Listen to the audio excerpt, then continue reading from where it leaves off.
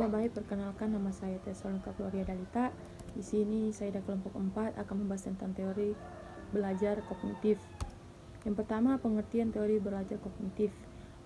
Kognitif berasal dari kata cognition yang memiliki persamaan dengan knowing yang berarti mengetahui. Kognitif merupakan kemampuan berpikir yang memiliki seorang individu yang memahami keterampilan dan konsep baru, mampu untuk menyelesaikan permasalahan yang ada di sekitarnya.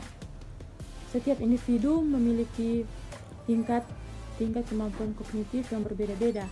Menurut pandangan teori ini, tingkah laku seseorang sangat ditentukan oleh pemahaman terhadap situasi yang berkaitan dengan tujuan. Selanjutnya, kelebihan teori kognitif sebagai berikut. Yang pertama, teori kognitif ini dapat meningkatkan kemampuan siswa untuk memecahkan masalah atau dalam tanda kurung problem solving.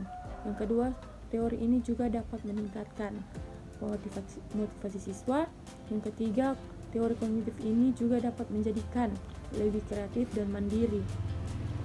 Yang keempat, dalam teori ini dapat membantu siswa memahami bagaimana bahan belajar secara lebih mudah. Kekurangan dari teori kognitif ini pada dasarnya teori kognitif ini lebih menekankan pada kemampuan ingatan peserta didik dan kemampuan ingatan masing-masing peserta didik. Nah, sehingga kelemahan yang terjadi di ini adalah selalu menganggap semua peserta didik itu mampu mempunyai daya ingat yang sama dan tidak ada yang berbeda-beda. Selanjutnya, teori belajar kognitif menurut Piaget. Jean Piaget merupakan psikolog Swiss di tahun 96-80 yang ahli dalam perkembangan kognitif di abad yang ke-20. Teorinya banyak dirujuk dalam dunia pendidikan, terutama mengenai teori belajar kognitif. Perkembangan kognitif ini menurut Piaget dibedakan menjadi 4 tahap pengembangan. Sebagai berikut, ada basic frameworks to rely on. Nah, di mana yang pertama sensori motor usia 0 sampai 2 tahun. Kemampuan ini pada tahap sensor motorik merujuk pada konsep permensi objek, yaitu kecakapan psikis untuk mengerti bahwa suatu objek masih tetap ada. Nah, yang kedua, operasional, di mana usia 2 sampai 7 tahun. Nah, kemampuan menggunakan simbol-simbol yang menggambarkan objek yang ada di sekitarnya. Nah, cara berpikir masih egosentris dan terpusat.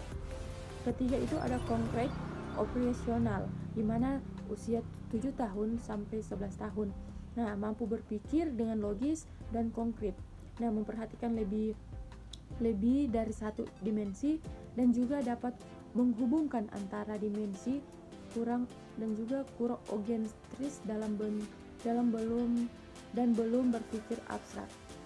Selanjutnya, formal operasional, di mana usia remaja sampai dewasa.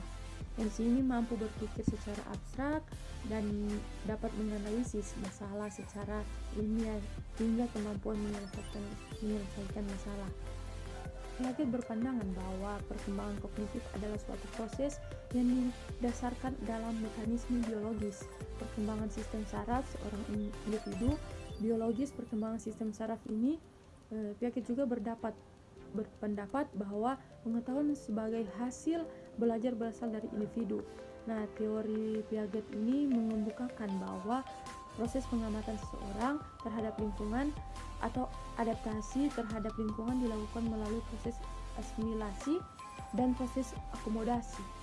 Selanjutnya, ciri-ciri belajar kognitif, di mana memusatkan perhatian pada berpikir atau proses mental anak, tidak sekedar hanya pada hasilnya, tetapi di samping kebenaran jawaban siswa, guru harus memahami proses yang digunakan anak hingga sama pada jawaban tersebut. Pengamatan belajar yang sesuai dengan perkembangan dengan memperhatikan tahap kognitif siswa, dan jika sampai pada kesimpulan tertentu, barulah guru dapat dikatakan berada dalam posisi memberi pengalaman sesuai dengan yang dimaksud. Mengutamakan peran siswa dalam inisiatif sendiri dan keterlibatan aktif dalam kegiatan belajar. Nah, dalam kelas Piaget ini menekankan pengajaran pengetahuan, jadi tidak dapat penekanan, melainkan ada anak didorong menentukan sendiri pengetahuan itu melalui interaksi spontan dengan lingkungannya.